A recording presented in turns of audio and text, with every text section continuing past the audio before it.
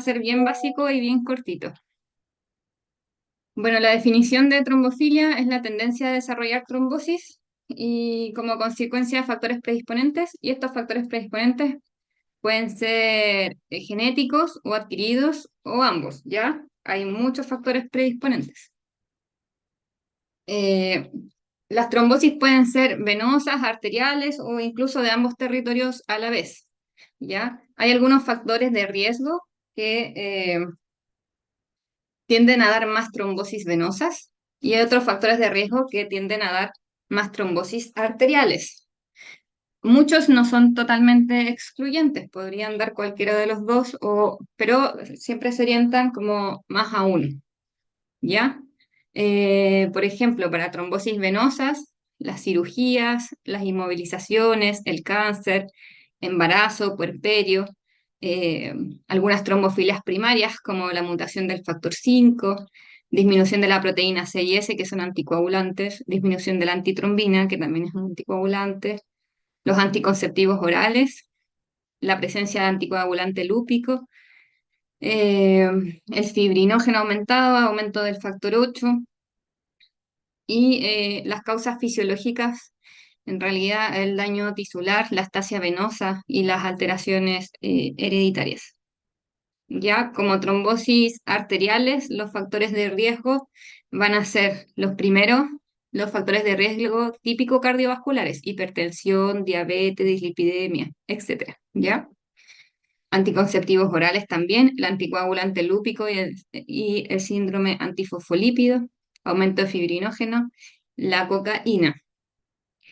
Y ahí la causa fisiológica o predominante es la aterosclerosis. De factores de riesgo genético, a esto le llamamos las trombofilias primarias. Eh, las más frecuentes son la mutación del factor 5, que puede ser homocigota o heterocigota. ¿Ya? La mutación del factor 5 hace que éste sea resistente a la proteína C y se llama factor 5 de Leiden, ¿ya? La mutación del gen de la protrombina, ¿ya? Que fisiológicamente va a producir aumento de niveles plasmáticos de protrombina. Por lo tanto, todo lo que inhiba la protrombina se va a gastar rápidamente y me va a seguir quedando protrombina dando vueltas. Y eso me va a dar el estado protrombótico. También puede ser homocigoto o heterocigota, son alteraciones genéticas. ¿Ya? Y los más raros, déficit de antitrombina, déficit de proteína C y el déficit de proteína S. Factores de riesgo adquiridos, bueno, aquí sí que son hartos. Eh, Está el síndrome antifosfolípido, la hemoglobinuria paroxística nocturna, que es poco frecuente. Los cáncer, cualquier tipo de cáncer, hay algunos que dan más riesgo de trombosis que otros, ya, pero cualquier tipo de cáncer da un estado protrombótico. Algunos fármacos, la cocaína, las neoplasias mieloproliferativas crónicas, si se acuerdan cuáles son, las leucemias mieloide crónica, la trombocitosis esencial, la policitemia vera, ¿ya? La mielofibrosis primaria. Sobre todo si hay mutación de JAK2. Hay pacientes que tienen mutación de JAK2, pero que no tienen criterios de neoplasia mieloproliferativa, probablemente todavía no tienen criterio, ¿ya? Pero la pura mutación del JAK2 da riesgo de trombosis. El síndrome nefrótico también produce un estado protrombótico, principalmente porque los anticoagulantes se filtran por el riñón, ¿ya? Se pierden. Y eso, hay más, ¿ya? ¿En quién vamos a pensar una trombofilia primaria o genética? En los pacientes más jóvenes que no tienen factores de riesgo de trombosis en general, sobre todo los menores de 40 años, algunas guías, sobre todo las americanas, menores de 50 años y que no tienen factores de riesgo de trombosis, ¿ya? Los que tienen historia familiar, los que tienen trombosis de sitio inhabitual. Un sitio habitual es trombosis venosa profunda en las extremidades inferiores o un TEP, ¿ya? Casi todo el resto es un sitio inhabitual. Y personas que tienen dos o más eventos trombóticos. Algunas causas según territorio. Por ejemplo, un paciente con trombosis de vena hepática, eh, que es un sitio inhabitual, ¿ya?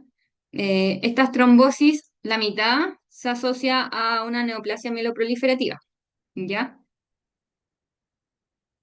Y la mayoría a policitemia vera. A veces son mucho el debut de la neoplasia mieloproliferativa. Un tercio casi, JAK2 positivo, y otro poco hemoglobinuria peroxística nocturna.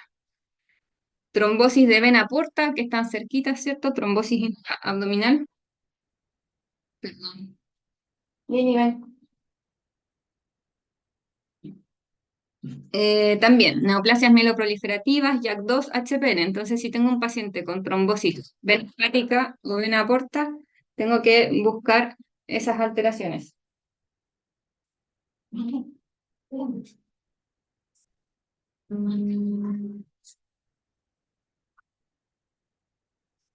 Permiso que me pueden estar llamando del hospital, ¿no? ¿Aló? ¿Sí?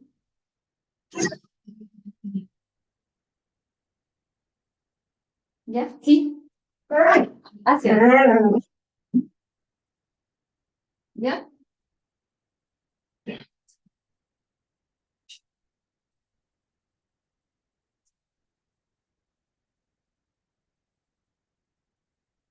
Sí, sí, se ponen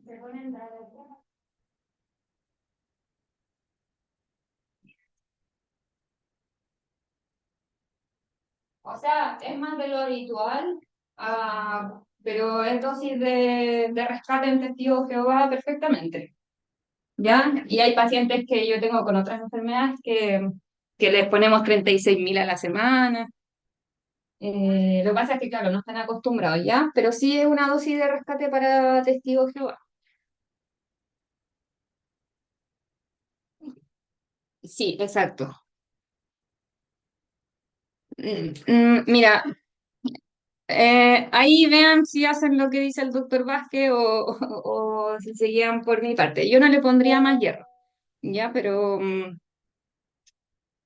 esa es mi única indicación, partirle la eritropoyetina, una sugerencia, porque no sé si se quieren guiar con lo del doctor Vázquez o lo que pongo yo.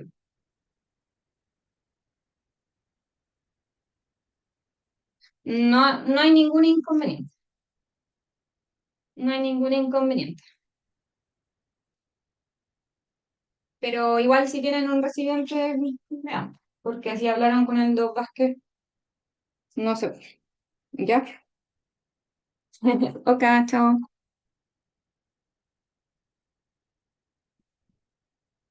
Ya, a ver, disculpen. Cuando hay trombosis de vena renal, la mayor causa es el síndrome nefrótico. Ya, los síndromes nefróticos hacen trombosis de vena renal. Esa es la primera causa.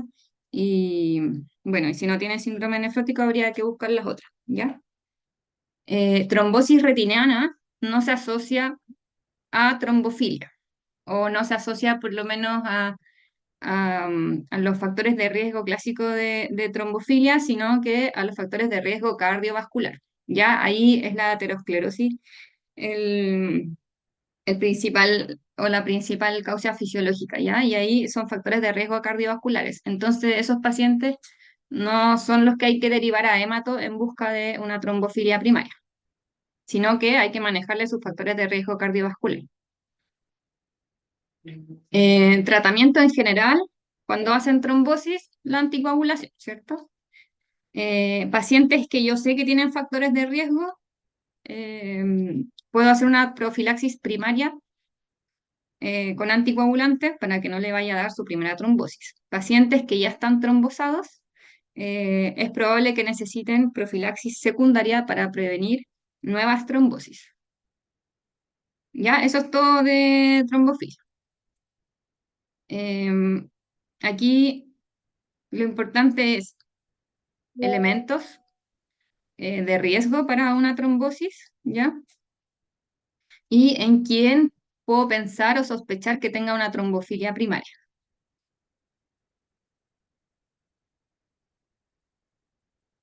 y de medicina transfusional. Primero saber qué es un grupo sanguíneo, esto lo debieron haber visto en fisiología. Es una clasificación de la sangre que está basada en la presencia o ausencia de antígenos específicos en la superficie del glóbulo rojo.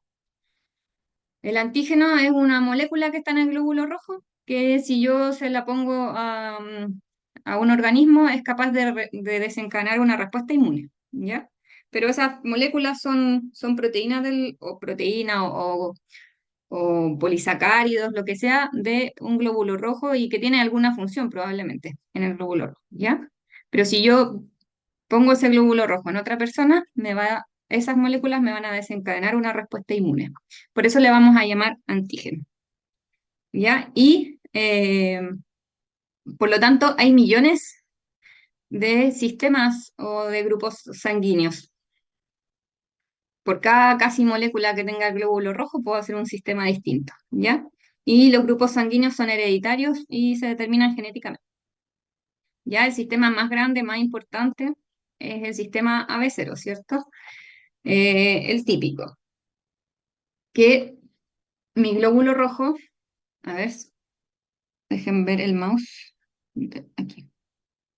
Ya, entonces, yo puedo tener un glóbulo rojo con moléculas tipo A en su superficie, y ese paciente va a tener un fenotipo o un grupo sanguíneo A, ¿ya? Puedo tener antígeno B y ese paciente va a ser del grupo B. Puedo tener A y B y ese paciente va a ser del grupo AB.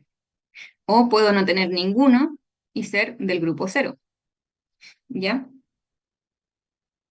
Como esto es genético, voy a tener un alelo con cada característica. Así que puedo tener alelo A, puedo tener alelo cero, puedo tener alelos B o una combinación AB. ¿Qué es lo especial de este sistema? Que el cuerpo va a tener anticuerpos, va a tener defensas contra el grupo contrario o contra la molécula que no tiene. Entonces, los pacientes de grupo A van a tener anticuerpos contra B y a esto se le llama anticuerpos naturales. ¿Por qué? Porque los van a tener sí o sí, aunque ellos nunca han sido expuestos a esta molécula, van a tener anticuerpos contra ella. ¿Ya? Por eso se llaman anticuerpos naturales. Más o menos aparecen a los 3 meses de vida, una cosa así. ¿Ya? Si tengo un paciente solamente con el antígeno B, voy a tener anticuerpos contra A. Un paciente con antígeno A y B no va a tener anticuerpos. Y un paciente sin antígeno ni A ni B, o sea, del grupo cero, va a tener anticuerpos contra A y B. ¿Ya? Estos anticuerpos naturales son IgM y son muy activos, tienen gran capacidad de activar el complemento. Entonces, si esto ya está preformado en el cuerpo, anda dando vuelta en el plasma, y yo a un paciente del grupo A le pongo unos glóbulos rojos del grupo B, estos inmediatamente van a ir a atacar a esos glóbulos rojos y van a aglutinar esos glóbulos rojos. ¿Ya? Esa es la incompatibilidad del grupo. Y este es el más importante, el que desencadena más reacción. Entonces yo solamente transfundiendo ya 10 ml de sangre incompatible del sistema AB0, ya voy a empezar a tener síntomas y puede ser fatal. Otro sistema importante es el sistema RH o factor Rhesus, que es lo que se conoce cuando uno dice RH positivo o RH negativo. Ahí el antígeno se llama D, ¿ya? Es esa molécula que está en la superficie del glóbulo rojo, el antígeno D. Si no tiene el antígeno del glóbulo rojo, es RH negativo, ¿ya? También tiene una herencia mendeliana, igual que el grupo AB0, ¿ya? ¿Cuál es la diferencia? Que si yo tengo el antígeno, o al revés, si yo no tengo el antígeno, yo no tengo anticuerpos contra el antígeno, ¿ya? Si yo soy RH negativo, no tengo el antígeno D, pero tampoco tengo anticuerpos contra D. Y para yo generar anticuerpos contra D, tengo que exponer a ese paciente a antígeno D. O sea, si yo un RH negativo le transfundo sangre RH positiva, el paciente va a crear anticuerpos, lo que se llama sensibilización, lo que se demora, no es inmediato. Entonces yo le voy a hacer la transfusión, probablemente no le va a pasar nada. Pero si yo le hago pruebas después, un mes después, por ejemplo, ya voy a tener anticuerpos contra D, lo que se llaman anticuerpos irregulares. ¿Ya? ¿Por qué irregulares? Porque es como lo contrario a los naturales. Los voy a crear solamente con la exposición. Ya todos los otros sistemas de clasificación o de grupo sanguíneo son anticuerpos irregulares, ¿ya? Y hay hartos. No todos son tan clínicamente significativos, y eso cuando uno pide transfusión, el banco de sangre se encarga de ver la compatibilidad y si hay anticuerpos irregulares contra algún tipo, ¿ya? Si yo no estoy transfundida nunca, no he tenido hijos, no tendría por qué tener anticuerpos irregulares, ¿ya? Las mujeres que han tenido hijos, normalmente el feto tiene una sangre que no es igual a la de ella, porque tiene genes del papá y de la mamá, ¿cierto? Entonces puede haber una molécula que el feto tiene, que la madre no tiene, y la madre, eh, al tener contacto con esta molécula, va a generar anticuerpos, ¿ya? No necesariamente va a generar un problema, pero sí ahí es una de las causas por las cuales las mujeres que han tenido hijos tienen algunos anticuerpos irregulares. Y ahí cuando uno les pide transfusión, el banco sangre busca la sangre compatible. Ya. Problemas relacionados a los grupos sanguíneos. La enfermedad hemolítica del recién nacido es por incompatibilidad entre el feto o el recién nacido y la madre. ¿Ya? Si hay incompatibilidad a AB0, eh, generalmente los anticuerpos IgM no traspasan mucho la placenta, ¿ya? Y en general los anticuerpos naturales AB0 son IgM, ¿ya? Así que para traspasar la placenta en general son IgG.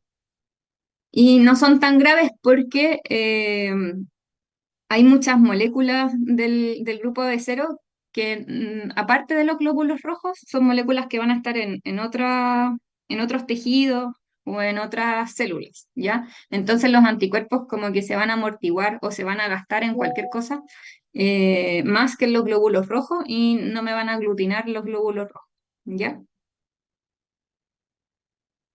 Entonces, como se neutralizan, no generan tanto problema, ¿ya? Y la incompatibilidad RH, ahí es cuando se genera problema cuando la madre es RH negativa, el feto es RH positivo, y si la madre tiene anticuerpos que van a ser IgG, van a atravesar la placenta, ¿ya? La madre para tener esos anticuerpos tiene que estar sensibilizada previamente. O sea, o tuvo otro hijo RH o tuvo una transfusión RH positiva y la madre creó anticuerpos. Entonces ahora va a tener otra guagua que si es RH negativo, esos anticuerpos que ella ya tiene pueden atacar la sangre del feto, ¿ya? Y hacer esta enfermedad hemolítica. Por eso es que a las madres que están embarazadas se ven la compatibilidad de RH y se toman algunas medidas para que no vaya a ocurrir esto, ¿ya? Y en general, cuando son mujeres en edad fértil, si es RH negativo, yo nunca o trato de nunca transfundirlas con un RH positivo para que no se sensibilicen, ¿ya? El primer hijo RH positivo en una madre RH negativo solamente va a provocar que se sensibilice, pero probablemente no va a generar una enfermedad, porque recién va a empezar a crear los anticuerpos. Pero ya un segundo hijo en una madre sensibilizada o una madre que se sensibilizó por transfusión y el hijo RH negativo, aunque sea el primero, sí podría tener problemas. ¿Ya? Y ahí se les da una profilaxis para que no haya enfermedad hemolítica del recién nacido. Y en cuanto a la donación de sangre, A la sangre que está siendo donada se le hace pruebas de distintas infecciones, como el VIH, el HTLV, virus de hepatitis C, treponema, Trypanosoma cruzi, que es el Chagas, eh, para tratar de disminuir el contagio de infecciones, ¿ya? Cuando hablamos de glóbulos rojos, indicaciones de transfusión de glóbulos rojos, para corregir una anemia rápidamente. Si un paciente no necesita corregir anemia rápidamente, a lo mejor no necesita una transfusión, necesita el manejo de su causa, ¿ya? Meta general, hemoglobina de 7, hematocrito 21, pero varía caso a caso. Ya pacientes con anemias más crónicas, bien toleradas, sin comorbilidades, puedo disminuir la meta. Ya paciente asintomático con hemoglobina de 7, que anda perfecto, no pienso que se vaya a descompensar algo cardiovascular. A lo mejor puedo tener de meta hemoglobina de 6, ¿ya? Anemias más agudas van a tender a ser más sintomáticas. Si el paciente está sintomático o tiene una comorbilidad principalmente cardiorrespiratoria o paciente crítico que requiere más transporte de oxígeno, por ejemplo, puede aumentarse. Por ejemplo, pacientes en UCI, uno busca hemoglobina un poquito más así como de 8, más cercana a 8, ¿ya? Así que, pero regla así como general, hemoglobina 7, hematocrito 21. Una unidad de glóbulos rojos aumenta el hematocrito en 3%, y la hemoglobina en 1, en una persona de 70 kilos. Así que más o menos eso es lo que tengo que calcular. Indicaciones de plaquetas. Las plaquetas pueden venir de dos orígenes o de dos tipos de donaciones. Ya el paciente que dona sangre, esa sangre yo la divido. La divido en glóbulos rojos, plaquetas y plasma, ¿ya? Y hay una forma de donar plaquetas que se llama poraféresis. Yo al donante lo conecto a una máquina que saca sangre, la centrifuga, le saca las plaquetas y le devuelve el resto de la sangre. ¿Cuál es la gracia de esto? Que yo, que yo puedo lograr 6 a 8 unidades de plaquetas solamente de un donante, por lo tanto tengo menos exposición a infecciones, tengo menos antígenos, porque son antígenos de una sola persona, ¿ya? Eh, entonces tengo donación de plaquetas como un concentrado de plaquetas, que sería una unidad por cada donante, y plaquetas por aféresis, que entre 6 a 8 de un solo donante. Ahí depende de la cantidad de plaquetas que tenga el donante, cuántas unidades le puedo sacar. En general, la meta de plaquetas es que esté sobre 10.000, ¿ya? Si el paciente tiene fiebre, puedo subir la meta a 20.000.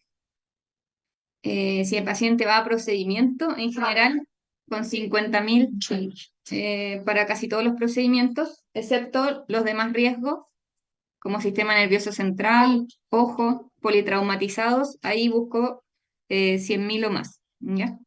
Pacientes que estén sangrando activamente, puede requerir meta de 50.000 plaquetas, pero un sangrado importante, por ejemplo, una hemorragia digestiva. Y otras consideraciones, ¿ya? Que pueden haber muchas. Y, y lo mismo, puedo aumentar o disminuir metas según la cronicidad y el fenotipo del paciente. Hay pacientes que con 5.000 no sangran y hay pacientes que con 15.000 sangran. Los adultos mayores en general requieren una meta un poquito más alta. Y también depende de la causa de la disminución de plaquetas. Los PTI, por ejemplo, tienden a no sangrar incluso con menos de 10.000. Eh, pero otros pacientes, porque son unas plaquetas más jóvenes, más activas, ¿ya? Pero si no tengo un PTI, menos de 10.000 plaquetas hay que transfundir. Contraindicaciones para transfunción de plaquetas, el púrpura trombocitopénico trombótico, ¿cierto? Si yo doy plaquetas, estas plaquetas solamente van a ser trombos, salvo el paciente tenga una hemorragia con riesgo vital y ahí, bueno, el beneficio es un poco mayor que el riesgo. Y la trombocitopenia inducida por heparina, ¿cierto? Que dijimos que a pesar de la trombocitopenia, hacen trombosis. Eso lo vimos en la clase pasada. La dosis de plaquetas es una unidad de plaquetas por cada 10 kilos.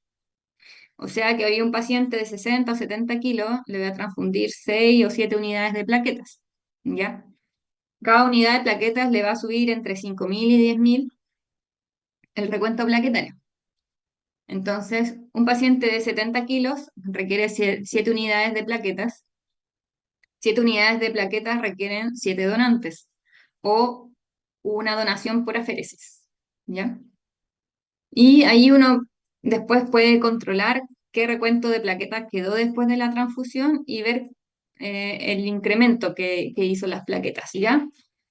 Y con eso yo puedo ver si el paciente tuvo una buena respuesta o si es refractario a la transfusión de plaquetas, lo que se llama refractariedad plaquetaria, ¿ya? Esta fórmula es solo para mostrárselas que cuando yo sospecho que el paciente no le suben las plaquetas con la transfusión, yo lo tengo que calcular.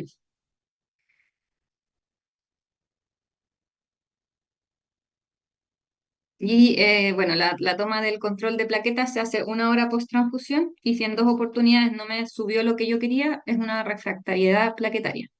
¿Ya? ¿Y cuál es la causa de esto?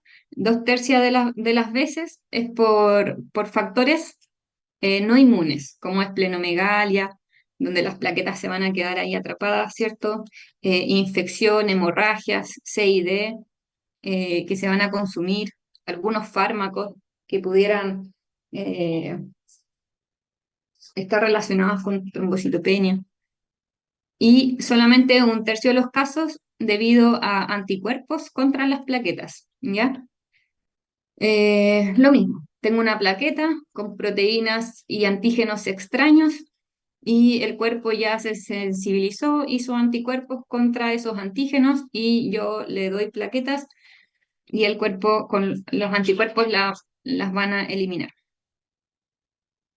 Pero la mayoría de las veces es por otros factores. Esplenomegalia, sobre todo la sepsis. La sepsis y la hemorragia activa son las más frecuentes.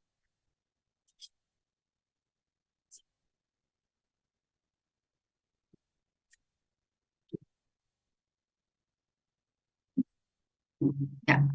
Respecto al plasma fresco congelado.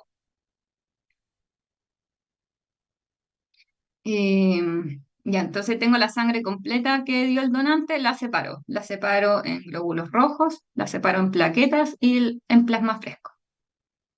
Y ese plasma se guarda con congelación, porque si no las proteínas se degradan rápidamente. Entonces el plasma se congela. Por eso se llama plasma fresco congelado. ¿Qué va a tener este plasma? Bueno, todo lo que tiene el plasma. Principalmente que me interesa los factores de coagulación y las proteínas plasmáticas. Ya, la dosis es entre 10 y 15 ml por kilogramo de paciente. Ahí cada bolsa va a tener una cantidad distinta de plasma, rodea entre los 200, 250 ml, según cuánta sangre se sacó del donante, qué hematocrito tenía. ¿Ya? Entonces cada bolsita puede tener unos ml distintos. ¿Ya? Y la dosis habitual entonces, 10 a 15 ml por kilo de paciente. Una indicación frecuente es corregir los anticoagulantes orales y ahí la dosis es un poco menor, 5 a 8 ml por kilo. ¿Ya?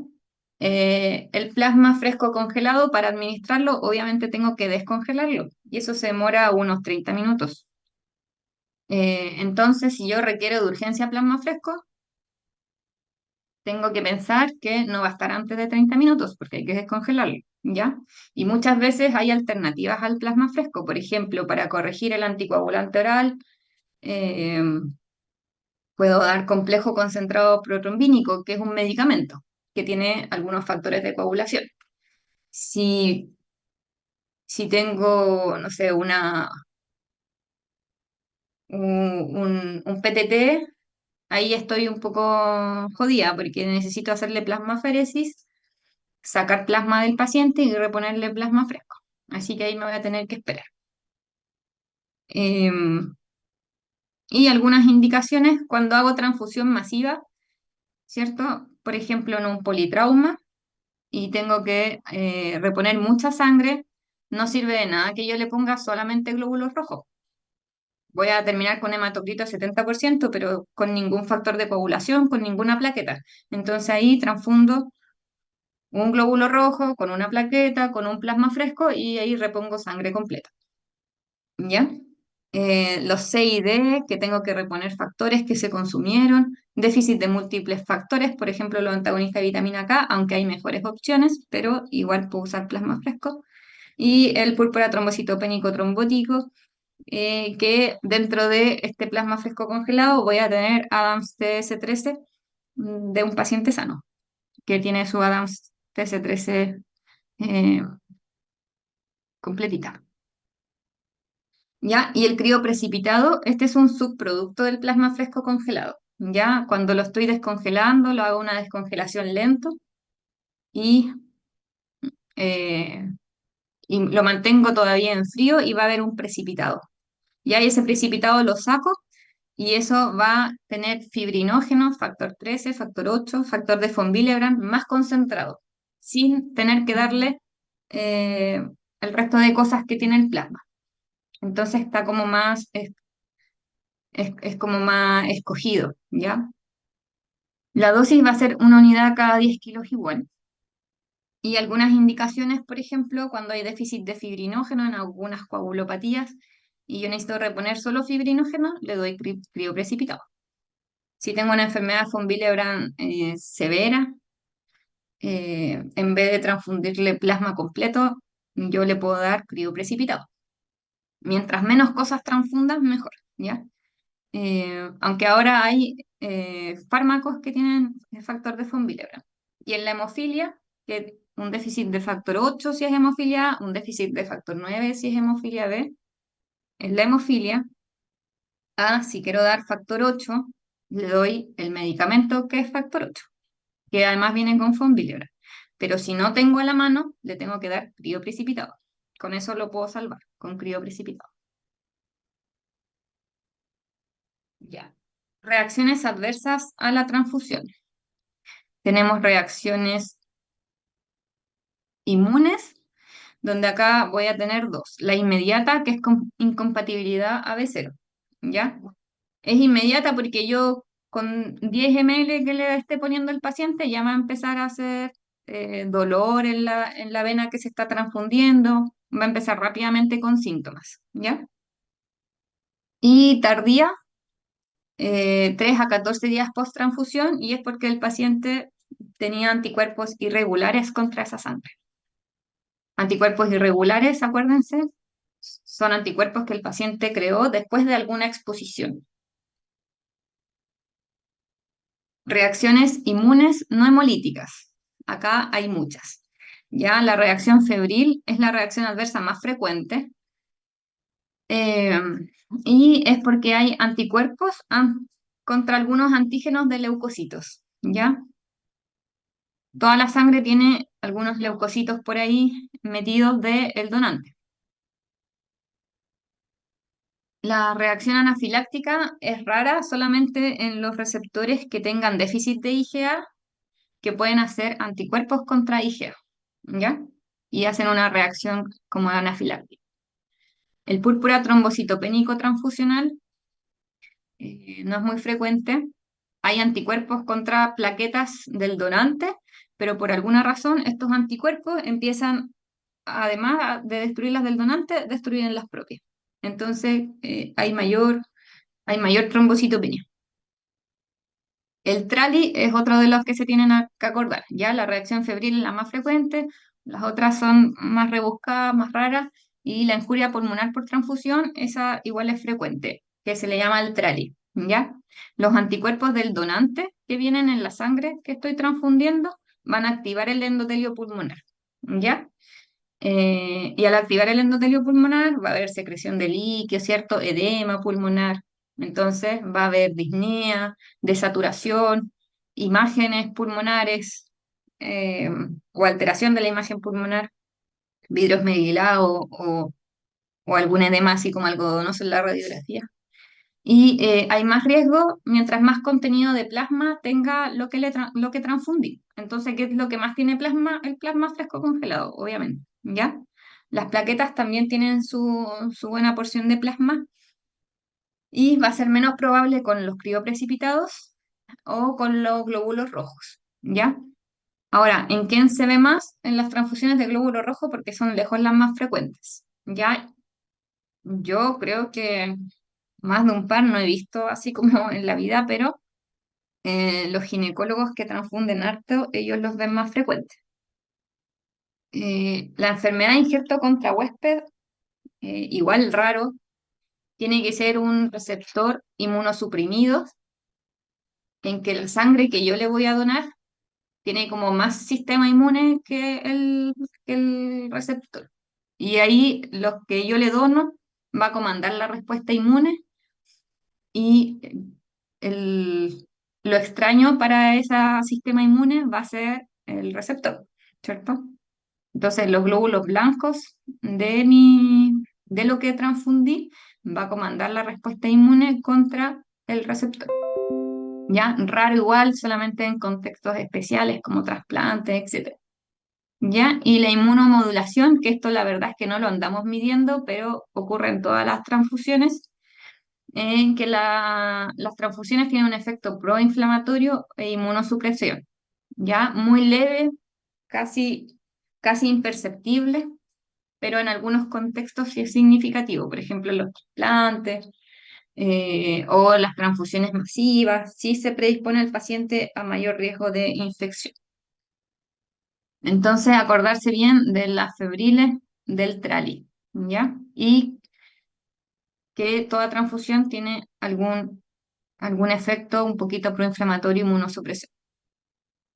Y las reacciones no hemolíticas no inmunes. Pueden haber algunas metabólicas, toxicidad por citrato, que es uno de los elementos con los que se almacena la sangre, que eso puede producir hipocalemia, hipocalcemia, pero tengo que transfundir mucho para tener este problema, ¿ya? Así que raro.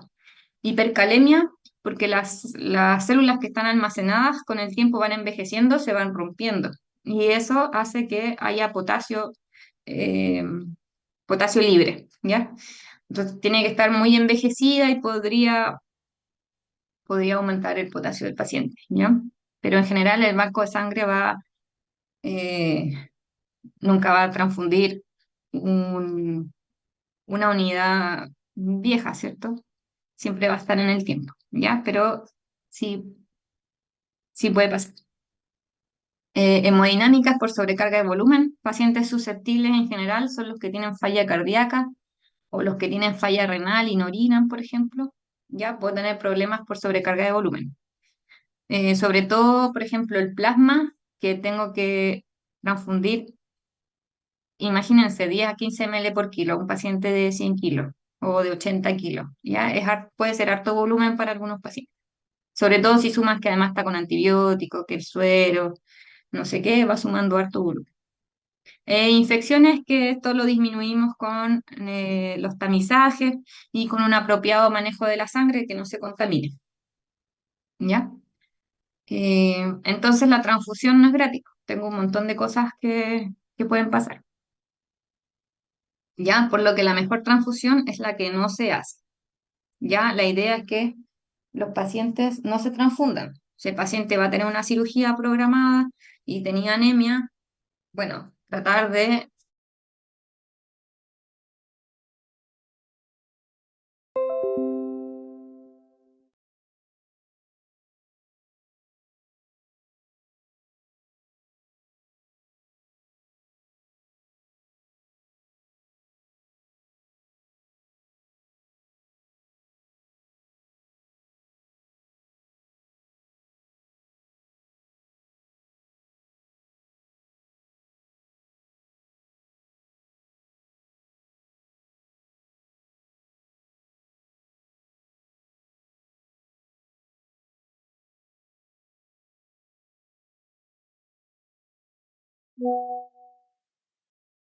Aló, profe, creo que no se escucha.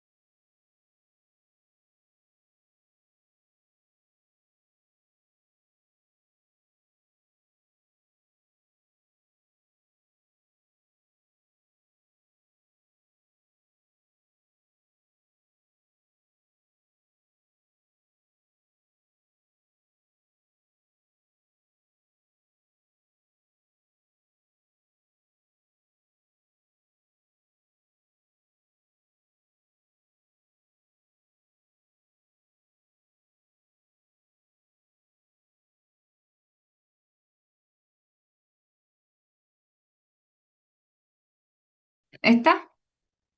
A ver, ya les comparto el tiro. ¿Esa? Sí. Ah, ya, al final, menos mal. Bueno, les decía que la mejor transfusión es la que no se hace, ¿ya? Hay un montón de problemas que trae la transfusión y la idea es corregir las cosas antes de que el paciente vaya a requerir la transfusión, ¿ya? Obviamente hay cosas que podemos prevenir, como un paciente que tiene anemia y se va a operar de una cirugía electiva, tratar de corregirles, ¿cierto? O si el paciente sabemos que se va a operar en un par de semanas, a lo mejor darle hierro endovenoso para que algo se rescate un poquito antes de la cirugía, ¿ya? Pero la ideal es tratar de no transfundir al paciente. Obviamente cuando hay indicación, sobre todo en urgencias, ¿ya? Mm, Eso nomás era. Dudas.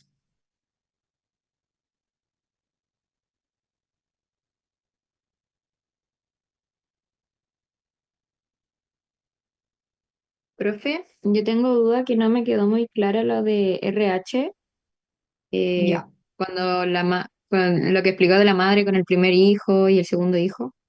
ya. Vamos de nuevo. Entonces, un paciente que es RH positivo, si yo le pongo sangre RH positivo, no va a pasar nada, ¿cierto? Porque no tiene por qué crear anticuerpos contra el antígeno si él ya lo tiene, ¿ya? Si yo le pongo RH negativo a ese paciente, tampoco va a pasar nada. Si yo a un RH negativo le pongo sangre RH positivo, le voy a dar una molécula que no tiene. Entonces va a producir anticuerpos contra esa molécula, ¿ya? Pero va a recién empezar a producir. Entonces, la próxima vez que yo lo transfunda con un RH positivo, él ya va a tener los anticuerpos listos para atacar, por decirlo así. Y ahí se va a generar una reacción. Entonces yo primero, la primera vez que lo expuse, se va a sensibilizar, o sea, va a empezar a producir anticuerpos, va recién a conocer el antígeno y va a producir los anticuerpos. Y ahí ya me queda sensibilizado y la próxima vez que yo la exponga va a generar reacción, porque esos anticuerpos están listos, ya están disponibles para actuar. Entonces, si esto lo llevamos a una madre RH negativo, que nunca ha estado expuesta al antígeno D o al RH positivo, no conoce esa molécula, no tiene por qué tener anticuerpos, ¿ya? Si tiene un hijo que salió RH positivo, una vez que la sangre del hijo contacte la sangre de la mamá va a conocer ese antígeno y va a empezar a producir anticuerpos, ¿ya? Cuando la sangre de la madre contacta la del hijo, bueno, puede haber alguna rotura uterina por ahí, o de la placenta, o en el parto, ¿ya? En el parto casi siempre hay un poquito de contacto de sangre porque la placenta sangra, todo sangra, ¿ya? Pero podría empezar a sensibilizarse antes, durante el parto, o sea, durante el embarazo. Ya, entonces ahí la madre recién se expuso y conoció lo que era el antígeno D o el RH positivo y empezó a generar anticuerpos. Como recién empezó a generar anticuerpos, no va a pasar nada porque son poquitos, ¿ya? Eh, pero la próxima vez que yo exponga a esa madre a una molécula D o un antígeno D o un RH positivo, ya va a tener listos los anticuerpos de manera significativa y va a poder reconocer el antígeno y atacar. ¿Ya? Entonces, el segundo hijo RH positivo, ya madre ya va a tener los anticuerpos y puede atacar a la sangre del feto. ¿Por qué? Porque son anticuerpos IgG que pasan la placenta. ¿Ya? Si yo a esa madre RH positivo, antes de ser madre, la transfundí con RH, o sea, es RH negativo, no ha tenido hijos, la transfundo con RH positivo porque tuvo una urgencia una vez, no sé, un accidente de tránsito, por ejemplo, y hubo que transfundirla, y se le transfundió RH positivo. Ahí por primera vez ella se expuso al RH positivo y generó los anticuerpos. ¿Ya? No pasa nada. Y queda embarazada con un hijo RH positivo y ella es RH negativa con anticuerpos. Entonces esos anticuerpos van a ir y van a atacar el hijo RH positivo o la sangre del hijo RH positivo. ¿Ya? Porque ya está sensibilizada, ya tiene los anticuerpos. ¿Se entendió ahí? Sí, profe, súper. Gracias. Ya.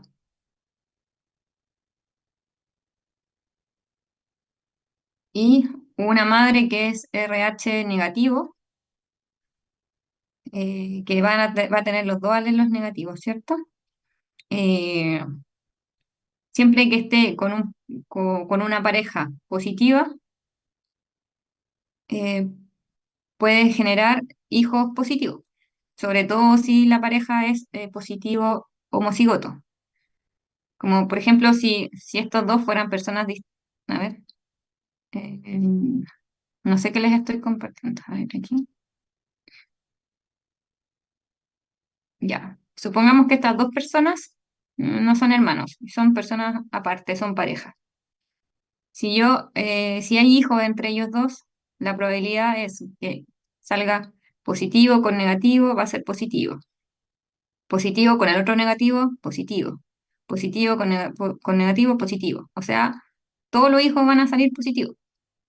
Entonces, esa madre que es doble homocigoto negativo y SRH negativo, si está con un padre que es homocigoto positivo, todos los hijos le van a salir positivos.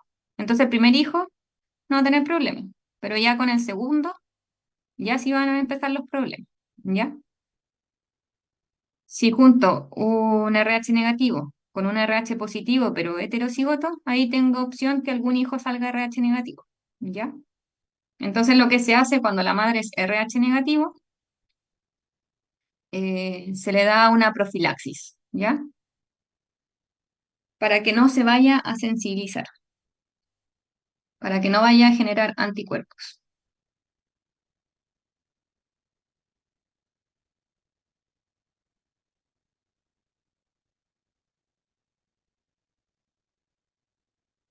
¿Qué otras dudas tienen? ¿Y esa profilaxis es antes del primero o del segundo hijo? Mira, creo que es para que no se sensibilice, o sea, ya con el primer hijo. La idea es que no se alcance a sensibilizar, pero ahí como esa medicina materna fetal, no me acuerdo bien, vamos a revisar el tiro. Yo creo que es ante la primera exposición con el primer hijo, ¿ya? Ya, profe, gracias.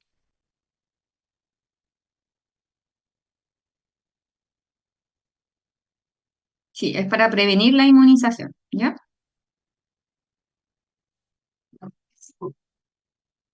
También puedo prevenir la inmunización si la voy a transfundir, por ejemplo, con RH positivo, a una mujer en edad fértil, también le puedo dar la profilaxis. ¿Les quedó claro esto del AB0? Los tipo A, los tipo B, los tipo AB, los tipo 0 y sus anticuerpos naturales.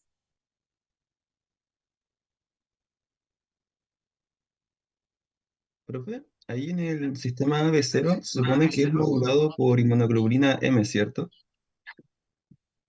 Sí, los anticuerpos, la mayoría son IgM, ¿ya? Pero pueden haber, hay IgG también, ¿ya? Pero la mayoría de la reacción es por IgM. Ah, y por eso la incompatibilidad se da más por la IgG, que era el caso de la mujer con el hijo, ¿cierto? Sí, porque los IgG son los que cruzan la placenta, entonces los IgM no te dan problema. Ya, entonces dependería como ¿de qué depende que sea IgG o IgM? ¿O es O sea, como... siempre tienes los dos, pero más clínicamente significativo es el IgM y es mucha mayor cantidad, ¿ya? Y la reacción inmediata por transfusión incompatible a cero te la va a dar probablemente el IgM, porque va a haber un glóbulo rojo se va a unir y va a activar el complemento. Y va a hacer una reacción inmediata y grave. Y va a unir muchos glóbulos rojos porque las IgM pueden unir más de un glóbulo, muchos glóbulos rojos a la vez. Porque no son tal cual esta foto sale acá, que es como con dos cachitos, tienen como cinco cachitos. ¿Sí? Entonces, se podría decir que depende un poco de la concentración de inmunoglobulina G en comparación a la M el que ocurra la incompatibilidad, ¿o no? Em, en general, cuando hay madre y feto incompatible de AB0, eh, puede generar alguna reacción, pero no grave. Y eso va a depender de cuánta IgG pase al feto. ¿Ya? Ya, profe, muchas gracias. Y se tienden, ¿Mm? Y se tienden a neutralizar, por eso no son tan graves. Entonces va a depender de cuánta IgG tenga y cuánta IgG sea capaz de pasar. Ya, profe, muchas gracias. ¿Ya? Eso, si se les olvida, no importa tanto. Lo que necesito que recuerden es los anticuerpos naturales del sistema B0 que generan reacciones inmediatas y que están ahí aunque yo no tenga exposición a la sangre contraria. ¿Ya? Y un poco que entiendan el RH.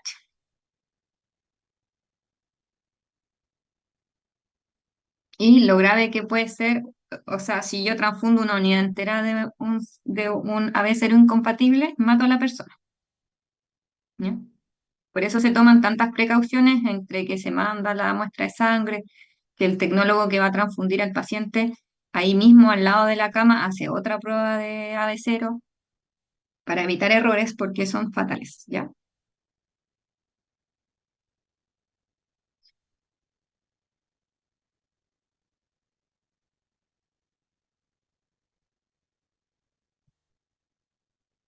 Por ejemplo, a veces cuando el paciente tiene fiebre, eh, el banco de sangre trata que uno no transfunda, porque si yo empiezo a transfundir y el paciente está con fiebre, me va a esconder una reacción adversa. Esa es la razón, ¿ya? Entonces yo no sé si la fiebre es porque ya el paciente estaba con fiebre o me está haciendo una reacción adversa. Entonces por eso siempre tratan de transfundir cuando el paciente no tenga fiebre. Y si tiene fiebre, te van a pedir como una autorización especial. Así como, doctora, el paciente tiene fiebre. O sea, si hay urgencia, obviamente uno los transfunde igual a veces, si hay riesgo vital sobre todo, porque me puede esconder una reacción adversa. ¿Ya? Cuando hay hemólisis, cuando hay reacciones hemolíticas o incluso algunas reacciones no hemolíticas, a veces eh, son con fiebre, ¿ya? La hemólisis puede ser con fiebre. Entonces, ese es el miedo que hay, que se puede esconder una reacción adversa mayor. Pero si hay riesgo vital, uno le da nomás.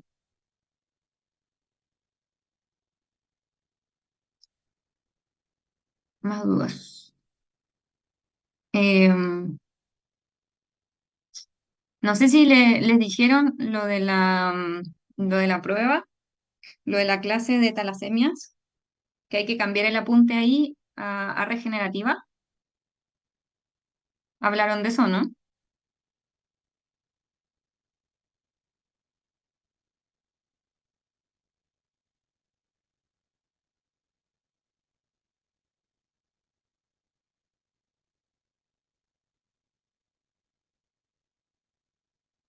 ¿Alguien que responda? Sí, profe, nos dijeron que lo iban a anular. Ah, ya.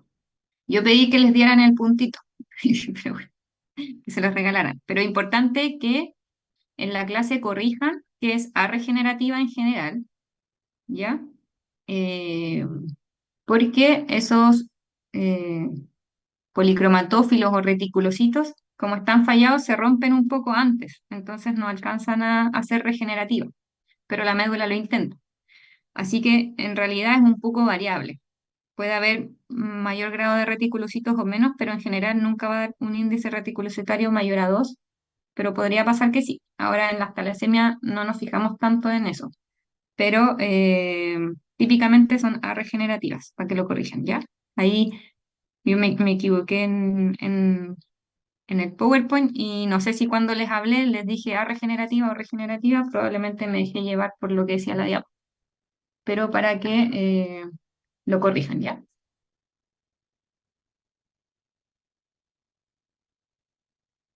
Ah, ¿Tienen profe. alguna duda de las preguntas de la prueba o alguna duda de otra cosa? ¿O estamos?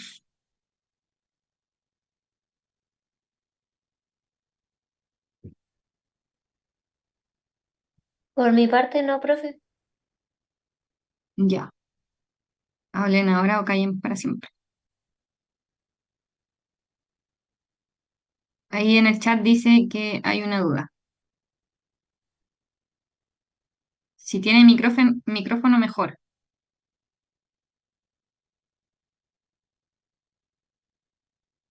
Ya. Lo leemos entonces.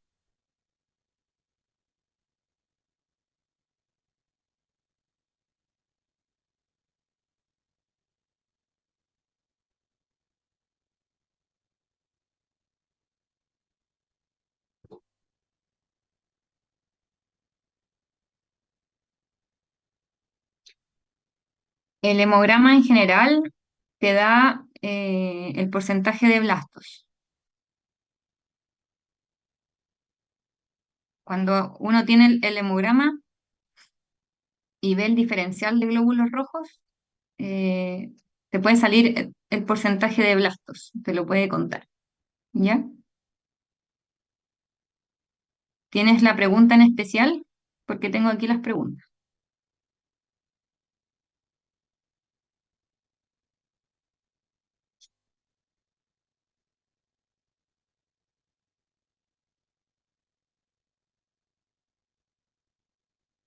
Aló, profe, ¿se me escucha ahora? Sí, Sí, profe, digo, si no es mucha molestia, ¿me podría mostrar alguna pregunta de que no hicieron en la prueba? Es de que como había unas patologías que eran como más para cuando eran blastos, otros cuando eran células maduras. Y yo me acordaba qué enfermedades eran cuando eran células maduras, pero cuando, como ponían los exámenes, a mí me a ver, costó identificar ¿cuál será? cuando, o sea, no sé, no tiene por ahí Por algunas ejemplo, preguntas esta como, pregunta dice blastos cero, profe, no, parece que no lo está mostrando. ¿no? A ver. Eh,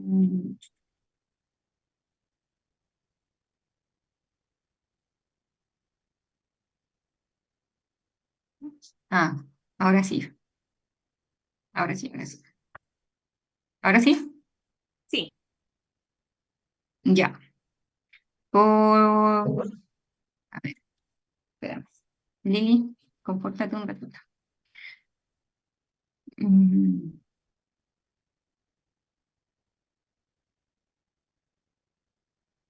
¿Recuerdas alguna pregunta en específico? Por ejemplo, acá, mira. Sí. Ya, acá dice blastos 3%. Esos son blastos, pues, son los más inmaduros. O sea que si tiene Y baja eso, yo ya digo que es una célula madura. no, no, no. El blasto en sí es una célula inmadura, Sí. ¿ya? Y acá está en orden, po. El blasto es el más inmaduro de todos, después viene el mielocito, el promielocito, juvenil, basiliforme. De aquí para adelante, o lo más inmaduro como para leucemia aguda es el blasto, ¿ya? Ujú. Los otros en general no, eh, excepto el promielocito, ¿ya? De la leucemia promielocítica, que no es tan inmadura, que esa es especial, ¿ya? Mm. Entonces, cuando yo digo neoplasia de célula inmadura, me refiero en general a blasto. Ah, ya, ya. Pero como entonces, como usted dice, si tan baja lo otro, yo lo asocio más a una célula madura o no necesariamente. No, pues, a ver, em, si tú dices si está baja los otros, a ver, no te entendí, repites. Por ejemplo, si lo que me dijo que eran más inmaduros, los blastos y los promielos, están bajos, o sea, da a entender que estaría como más asociado a una patología como de células maduras que a una Claro, blasto. claro. Por ejemplo, la leucemia mieloide crónica es una patología de célula madura. Sí. Entonces, cuando yo se las enseñé, les dije que los glóbulos blancos aumentaban muchísimo y podría haber cierto porcentaje de blastos, ¿ya? Mm. Pero la mayoría son maduros, po. ¿Ves? Segmentados son más que estos, y los más inmaduros son menos. Mm. Ya, profe, sí, es que eso me va ¿Ya? a costar identificar. Ya, muchas gracias. Acuérdense, la célula como que representa la leucemia, que es la neoplasia inmadura, son los blastos. Esa es la que prende la alarma. Pero si yo acá, de 200.000 blancos, que son muchísimos, muchísimo, muchísimo, solo el 3% son blastos y tengo de todo el resto, sobre todo, ay, mi perro me está atacando. Sobre todo segmentados y un poquito de desviación izquierda, es maduro, ¿ya? Si yo tengo, por ejemplo, ¿qué otro caso? Ya. A ver si está. Acá, la leucemia promielocítica puede ser un poco más difícil en el sentido de que es una leucemia aguda, pero donde a lo mejor no voy a tener blastos como Mm. tal, sino que voy a tener los promielocitos. ¿Ya? Aquí está un poco desordenado, pero sé que en la prueba se los ordenaron. Acá habían 86% promielocitos, ¿ya? Pero si yo tengo 0% de blastos, después viene 0% melocitos, 86% promielocitos, 0% juveniles, 1% baciliformes, 3% de neutrófilos. No tengo esa como cascada de maduración, ¿cierto? Sí. Y tengo las alteraciones de la prueba de populación.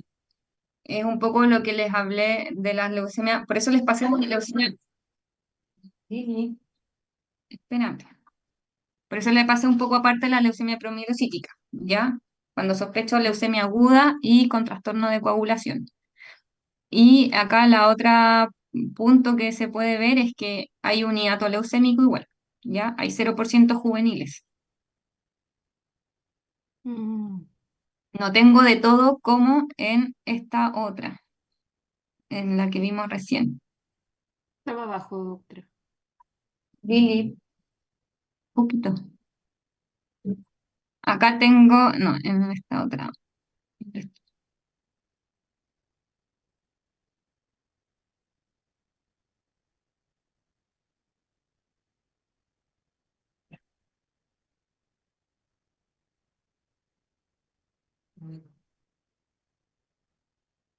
Ya se me perdió la otra. Acá.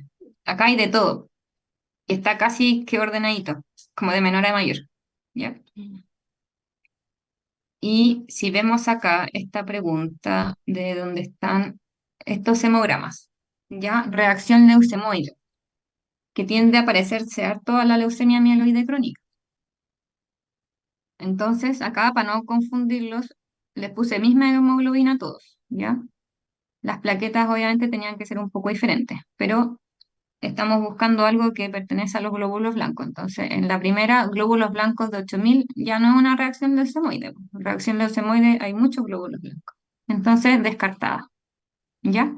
Y acá el diferencial, si yo hubiese tenido más glóbulos blancos, sí hubiese sido compatible, ¿ya? Pero con 8.000 glóbulos blancos, descartada. Después la segunda, 48.000 glóbulos blancos, ya, puede ser. Pero ¿qué pasa? Tengo 25% de blastos, o sea, como de células de leucemia, y tengo 0% del resto y un poquito de células más maduras. O sea, tengo un hiato leucémico. Si tengo un hiato leucémico, yo sospecho leucemia. Ya, sobre todo si tengo 25% de blasto, ya casi que por definición es una leucemia. ¿Qué pasa con la tercera? Tengo 48.000 glóbulos blancos. Podría ser. Pero ¿qué pasa? Esta mayoría de glóbulos blancos son linfocitos. Así que tengo una linfocitosis, no tengo la reacción leucemoide es de los segmentados o de los granulocitos, de esta parte. ¿Ya? Acá estará la clave, que la mayoría de esos 48.000 son linfocitos. Por lo tanto, es una linfocitosis y no una reacción leucemoide. Y aquí en la última, los 48.000 blancos y hay de todo. Hay de todo y predominio más maduro. O sea, mientras más maduro más, ¿ya? Los porcentajes pueden variar, pero lo importante es que hay muchos maduros y muy poquitos inmaduros, ¿ya? De todas maneras, cuando queda la duda, por ejemplo, hay blastos en periferia, uno le avisa al hematólogo igual, po. O bueno, en realidad en el laboratorio ya a mí me avisan que hay blastos presentes. Y ahí uno va viendo el contexto del paciente y dice, no, esto es una reacción leucemia, ¿ya? Pero esta es la diferencia. Acá hay de todo, ¿cierto? Están todos los eslabones de la cadena y acá está el hiato leucémico. En medicina todo es... sí. No van a tener hemogramas tan típicos como estos, ¿ya? Pero lo importante es que lo típico lo sepan diferenciar, que no se les olvide nunca el hiato leucémico. ¿Ya? ¿Quedó clara esa pregunta? Sí, profe. Gracias.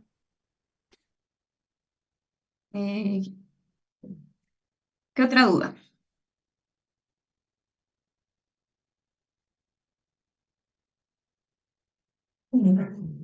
Sí, esperan. ¿No hay más dudas? Todo bien, profe. Gracias. Todo bien, profe, muchas gracias. Ya, entonces sería la última clase, ¿ya? Entonces la dejamos hasta acá, ¿ya? No sé cómo salir de esto. Ahí.